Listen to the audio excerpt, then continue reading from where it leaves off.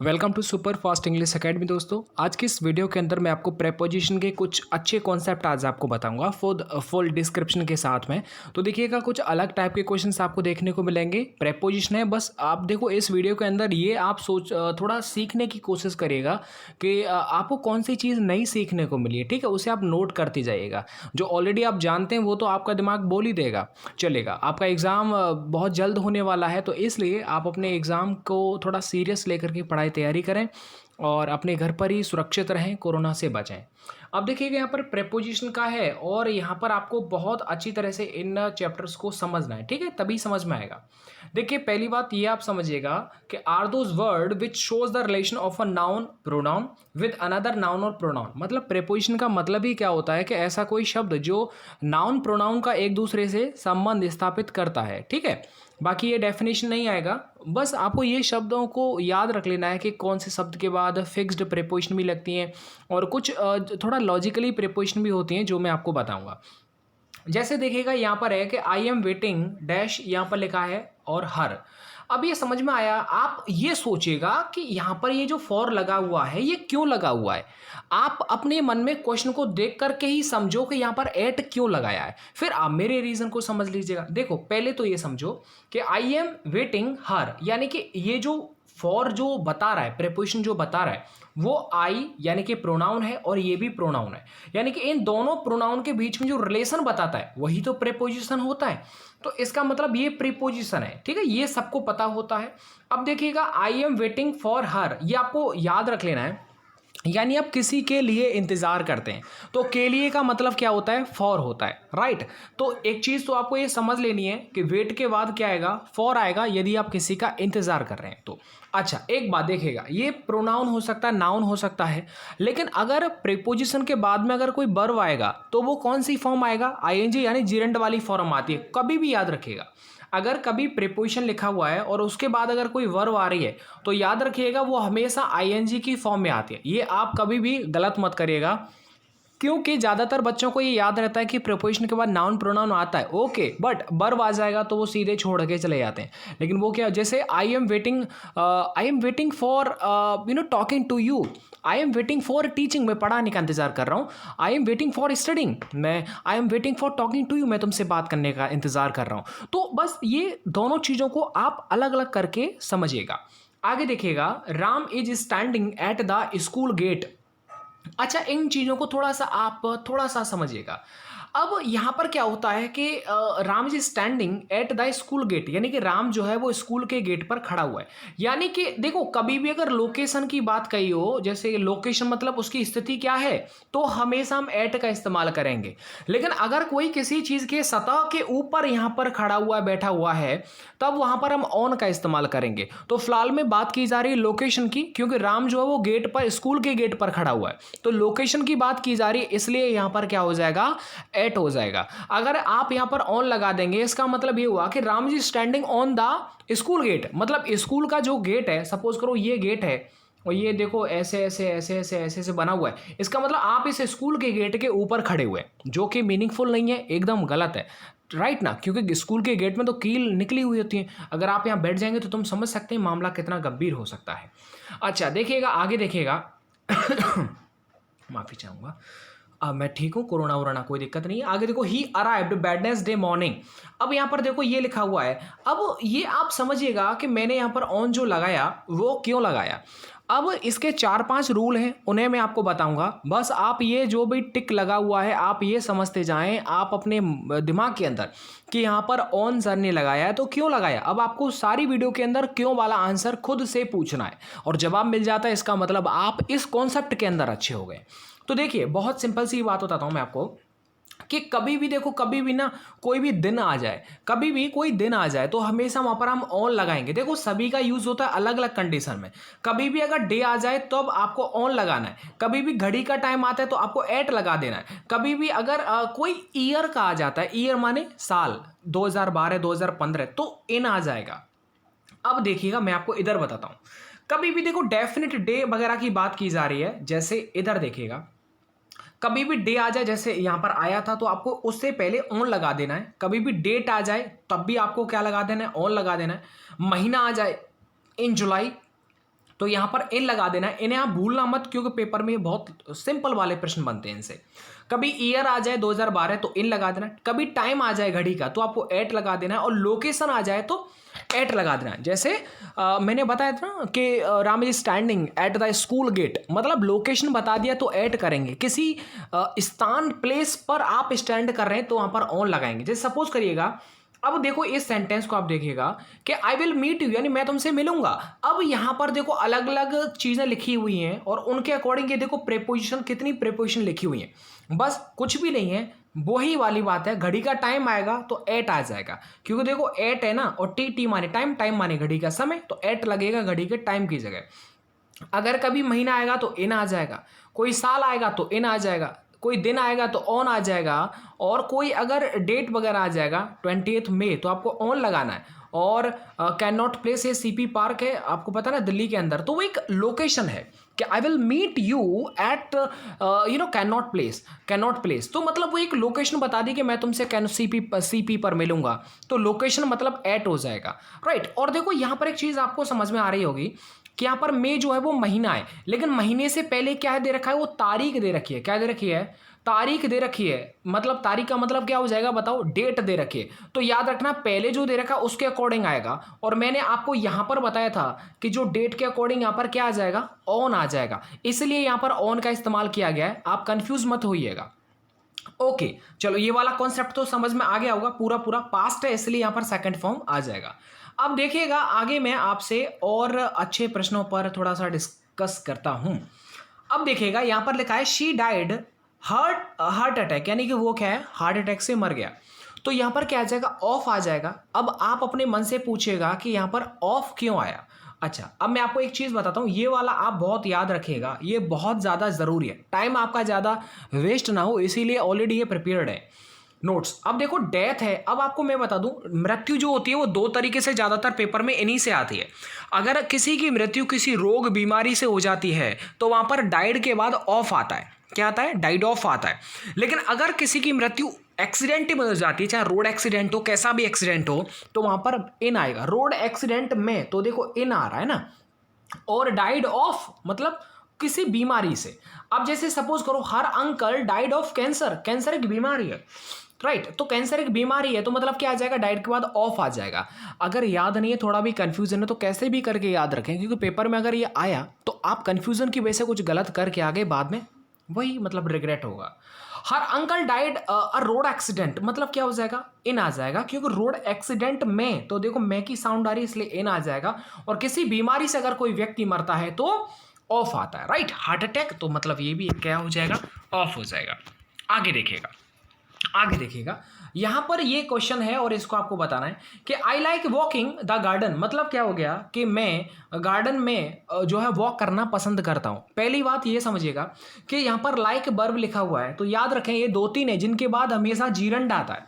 एक तो अगर यहाँ पर कोई प्रेपोजिशन होता तब भी यहाँ पर जीरंड आता है। अगर यहाँ पर लाइक, डिसलाइक, कीप, फिनिश कुछ भी अगर कोई वर्ब आ रही है ऐसी, तो आपको याद रख लेना उसके बाद जीरंड आता है। एक तो देखो ये वर्ब वाला टॉपिक यहाँ क्लियर होता है। दूसरी बात, अब बात करते हैं प्रेपोजिशन की। और देखो यहाँ पर एक चीज आप याद रखें कि कभी भी अगर आप किसी बाउंड्री के भीतर अंदर की बात कर रहे हैं, बाउंड किसी जैसे कोई परिसर है और उसके अंदर की बात हो रही है, तो अंदर मतलब क्या हो जाएगा, इन आ जाएगा। क्या हो जाएगा, इन आ जाएगा। अब जायज है आप गार्डन के अंदर, गार्डन की एक बाउंड्री होती है उसके अंदर ही तो आप घूमना पसंद करते हो, तो इसलिए कभी भी अगर बाउंड्री आ जाए तो वहां पर आपको इन लगा देना है।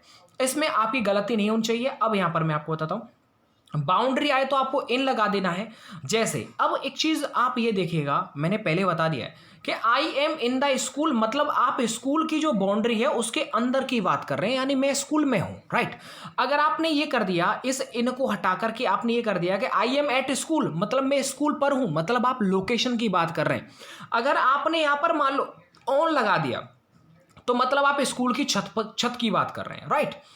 I am in my home, मतलब मैं क्या हूं, मैं बताओ, मैं अपने घर में हूं, मतलब घर के भीतर अंदर। लेकिन आई एम एट होम मतलब मैं घर पर हूं, ये लोकेशन बता दी कि आई एम एट होम। तो ये चीज है, ठीक है। दोनों में फर्क आपको समझ में आना चाहिए, गलती मत करिएगा।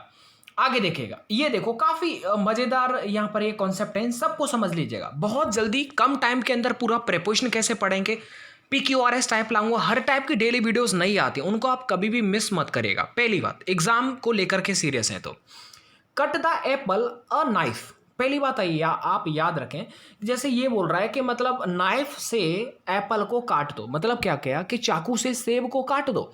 तो यहां पर यदि आप किसी भी चीज को काटने में अगर किसी भी चीज, किसी टूल का, किसी इंस्ट्रूमेंट का या फिर किसी वेपन का सहारा लेते हैं तो विद आता है। क्या आता है बताओ?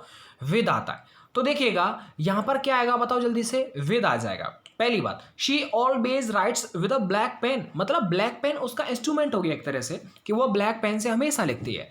तो यहां पर क्या आ जाएगा बताओ? विद आ जाएगा। मतलब कोई भी चीज हो, अगर किसी इंस्ट्रूमेंट, टूल या फिर वेपन की सहायता से अगर कुछ लिखा जा रहा है, कुछ भी कोई काम किया जा रहा है, तो वहां पर क्या आता है? विद आता है। एक चीज और मैं बता दूं, एक छोटा सा सेंटेंस मैं आपको देता हूं, कमेंट करके जरूर बताना, हम अपनी आंखों से देखते हैं, इसे अंग्रेजी में कैसे बनाएंगे, फिर आपको समझ में आ जाएगा। हम अपनी आंखों से देखते हैं, तो वहां पर से के लिए कौन सा प्रीपोजिशन इस्तेमाल करेंगे, ये आपको कमेंट करके बताना है। दूसरी बात, एक चीज और आप याद रखें कि अगर कोई भी काम, जो भी काम हमारे शरीर की बॉडी के किसी भी पार्ट से कोई भी काम होता है, तो वहां पर हम से के लिए हमेशा हम फ्रॉम लगाते, सॉरी विद लगाते हैं। क्या लगाते हैं? विद लगा देते हैं।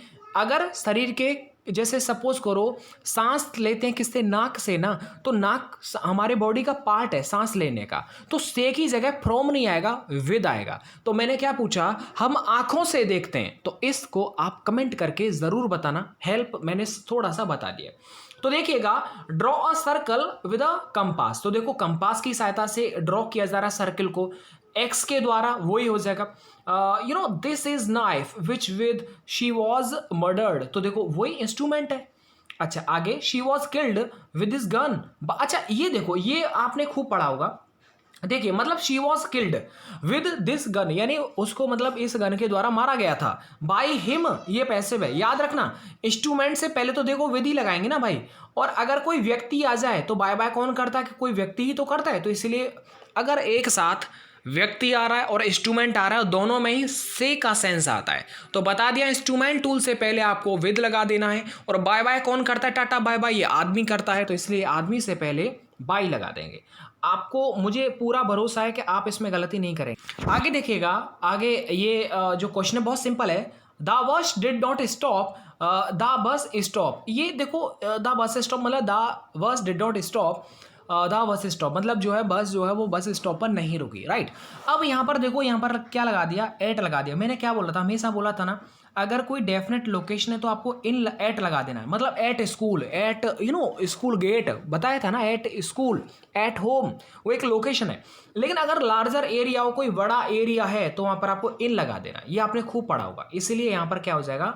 एट आ जाएगा। आगे देखिएगा, आगे देखिएगा, यहां पर एक काफी अच्छा है और ये पैसिव वाली बात है, मैं ज्यादा आपको नहीं बताऊंगा ताकि आप परेशान हो जाएंगे। फिर देखो, नो का थर्ड फॉर्म क्या होता है? नोन होता है ना, तो याद रखना नोन होता है। और कभी भी अगर नो को थर्ड फॉर्म की तरह इस्तेमाल किया गया और सेंटेंस में लिख रहा है कि Agra is known dash the Taj Mahal, मतलब आगरा जो है वो ताजमहल के लिए जाना जाता है, मतलब आगरा जो है वो ताजमहल के लिए फेमस है, राइट। तो हमेशा याद रखें, अगर कभी फेमस आ जाए तो उस जगह पर आपको फॉर लगा देना। क्या लगा देना है? फॉर लगा देना। लेकिन अगर मान लीजिएगा कि नोन के बाद ही अगर कोई फैमिलियर आता है, तो फैमिलियर के बाद हमेशा आप याद रखना टू लगाना है हमेशा। नोन के बाद दो प्रीपोजिशन आती हैं। अगर कोई चीज़ किसी चीज़ के लिए फेमस हो तो जायज़ है के लिए मतलब फॉर लगाएंगे, लेकिन अगर फैमिलियर आ रहा है तो याद रखना वहाँ पर हम टू लगाएंगे। जैसे देखिएगा कि आई नो टू हर, ये गलत हो जाएगा। ऐसा क्यों बोला? याद रखें कि अगर कभी भी एक्टिव वॉइस है, मतलब कोई सेंटेंस है जो एक्टिव फॉर्म में लिखा हुआ है, तो नो के बाद डायरेक्ट ऑब्जेक्ट आता है, इसके बीच में कोई टू, कोई फॉर, कोई विद, कुछ भी नहीं आता। लेकिन हम जैसे ही इस नो का जब हम पैसिव बना देते हैं, शी इज नोन, ऐसा कुछ कर देते हैं, और डायरेक्ट अगर कोई ऑब्जेक्ट लिख रहा है, तो हमेशा आप याद रखना कि नो का जो पैसिव होता है वो नोन टू होता है, ना कि नोन बाई होता है। आप बनाएंगे कि मतलब आई नो हर, सपोज करो ये लिखा है आई नो हर, तो बच्चे क्या बनाएंगे इसका पैसिव कि शी इज नोन बाई मी, ये गलत हो जाएगा। याद रखना, यहाँ पर बाई नहीं लगाएंगे, यहाँ पर टू लगाएंगे। ये स्पेशल है और ये एयरफोर्स में आया था, आई थिंक 2018 के पेपर में। आगे देखिएगा, आगे देखिए, Udaipur is known for lakes, वही बोला था ना, उदयपुर जो वो लेक्स के लिए क्या है, फेमस है, तो के लिए तो नोन के बाद फॉर आ जाएगा, राइट, फैमिलियर है तो टू आ जाएगा। आगे देखिएगा, आगे देखो, he lives a big bungalow near the lake. अब यहां पर क्या, देखो वही बाउंड्री की बात है, मतलब वो एक बड़े से बंगलो के अंदर रहता है, मतलब वही इन आ जाएगा, तो यहां पर परेशान होने वाली बात नहीं है। आगे देखिएगा, अच्छा देखो, ये काफी अच्छे प्यारे प्यारे कॉन्सेप्ट है, मतलब देखो छोटी सी 15-20 मिनट की वीडियो होगी और बहुत ज्यादा आपको सीखने को मिलेगा, नई चीजों को नोट करना, जो जानते हैं उसको इग्नोर करना। आगे देखो, the work must be finished the end of this month, याद रखना हमेशा इन चीजों में हमेशा इसमें बाई लगेगा, क्योंकि the end of this month आ रहा है। देखिए कभी भी क्या दिस वीक आ जाए, क्योंकि देखो जब लास्ट लिमिट ऑफ टाइम होता है तो बाई लगाते हैं, और बाई का मतलब तक भी होता है, और बाई का मतलब किसी के द्वारा भी होता है। तो देखो दिस वीक आ जाए, दिस मंथ आ जाए, दिस ईयर आ जाए, राइट, या फिर दिस डे आ जाए और एंड ऑफ लिख रहा है, तो हमेशा आप याद रखिएगा, तो ऐसे में इससे पहले हमेशा हम बाई लगा देते हैं, गलती मत करिएगा। मतलब the work must be finished by the end of this month, मतलब ये इस महीने के अंत तक ना ये जो काम है वो फिनिश कर हो चुका होगा। अब देखो डेफिनेट टाइम दे रखा है तो एट लगाएंगे, डेफिनेट मंथ दे रखा है तो इन लगाएंगे, वो सब बाद की बात है। लेकिन अब आप ये देखिएगा, यहां पर कोई डेफिनेट ना ही तो किसी महीने की बात की जा रही है और ना ही किसी निश्चित समय की बात की जा रही है। अब वो मात्र ये बोल रहा है कि इस महीने के लास्ट में, तो समय तो फिक्स नहीं हुआ ना सर, अब अंतिम करेंगे तो हो सकता है अंतिम वीक की बात हो रही है और अंतिम वीक में 7 दिन आ सकते हैं, तो ऐसे में आप कैसे फाइंड कर सकते हैं किसी दिन के बारे में, किसी निश्चित टाइम के बारे में? जब निश्चित टाइम ना हो, निश्चित दिन ना हो, तो हमेशा उससे पहले हम बाई लगा देते हैं। क्या लगा देते हैं? बाई। और ये आपको एकदम समझ में आ गया होगा। आगे देखिए, आगे बहुत अच्छा सा प्रश्न है कि रीता इज गुड मैथमेटिक्स। देखो ज्यादा टाइम न लगे इसीलिए मैं आपको बताता हूं। देखो गुड का उल्टा क्या होता है? बैड। तो याद रखना इसके बाद हमेशा एड आता है। मतलब Rita is good at mathematics, मतलब इसका हिंदी होता है कि जो रीता है वो मैथमेटिक्स में अच्छी है। तो मैं के लिए यहाँ इन नहीं लगाते गुड और बैड के बाद, क्योंकि गुड का उल्टा जो होगा, गुड के साथ जो लगेगा वही बैड के साथ लगेगा, तो इसीलिए यहां पर एट आ जाएगा इन दोनों के साथ में। लेकिन लेकिन लेकिन हमेशा आप याद रखना, अगर वीक आ जाए तो आपको इन लगा देना है, ना कि एट लगा देना है। तो गुड और बैड के साथ एट, वीक के बाद इन लगेगा, ये आपको हमेशा याद रख लेना है। अच्छा देखिएगा, ये जो है, ये देखो थैंक्स फॉर कम और थैंक्स फॉर कमिंग, ये अच्छा ये गलत क्यों हुआ, ये सही क्यों हुआ? सबसे पहले मैंने बताया था कि प्रीपोजिशन हमेशा अपने साथ जीरंड को लेकर के चलती है, ना कि खाली वर्ब को, इसीलिए यहां पर कमिंग वाला एकदम सही हो जाएगा। अब आगे देखिएगा, गुड बैड, इसके बाद देखो एट आ रहा है, बी के बाद इन आ गया, तो इनको एग्जाम्पल्स को भी आप थोड़ा सा ध्यान रखते जाइएगा, आज आपको बहुत कुछ सीखने को मिलेगा। ये देखो याद रखना कि he is jealous his neighbour, मतलब वो अपने पड़ोसी से क्या है, एकदम जेलस है। तो याद रखना कभी भी जेलस आ जाए तो जेलस मतलब क्या लगेगा? ऑफ लगेगा। एनवीएस मतलब वही बात है, लास्ट में ओ यू एस आ जाए, ठीक है, जेलस हो एनवीएस, वही मतलब एक दूसरे थोड़ा जेलस टाइप का गणासा होता है, तो वहां पर ऑफ आता है। लेकिन कभी जेलसी आ जाए मतलब वाई वाला और एन वी आ जाए, तो आप याद रखना क्या आएगा? फॉर आएगा। तो ये चीज आप हमेशा याद रखना, नोट कर लीजिएगा। आगे देखिएगा, आगे देखो, the master is very cruel his servant, तो मैंने क्या बोला? इन शब्दों को आप याद रखना, इन सब के बाद में फिक्स है टू ही आएगा।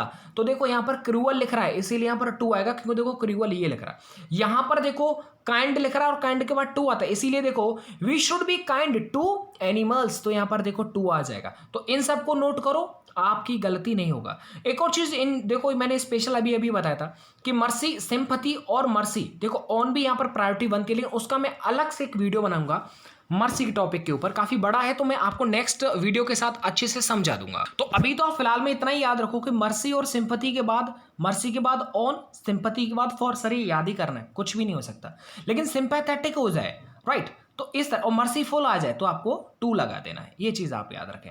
आगे देख, चलो ये टॉपिक खत्म हो जाता है और इसके बाद बहुत सारे प्रिपरेशन और भी बचे हों जो मैं आपको नेक्स्ट वीडियो में लेके आऊंगा। दोस्तों अपनी तैयारी को बिल्कुल भी रोके ना, डिस्क्रिप्शन मैंने लिंक दे रखा है पुरानी, मतलब जस्ट अभी कल परसों जो मैंने टेस्ट लिया है, वीडियो जो भी आपको प्रोवाइड करवाई है, रेगुलर देखिएगा, कोई वीडियो मिस नहीं करना है, सपोर्ट करेंगे तो बहुत ज़्यादा मटेरियल आपको टाइम पर मिलता रहेगा। चलेगा, मिलता हूँ आपको नेक्स्ट वीडियो के साथ, धन्यवाद।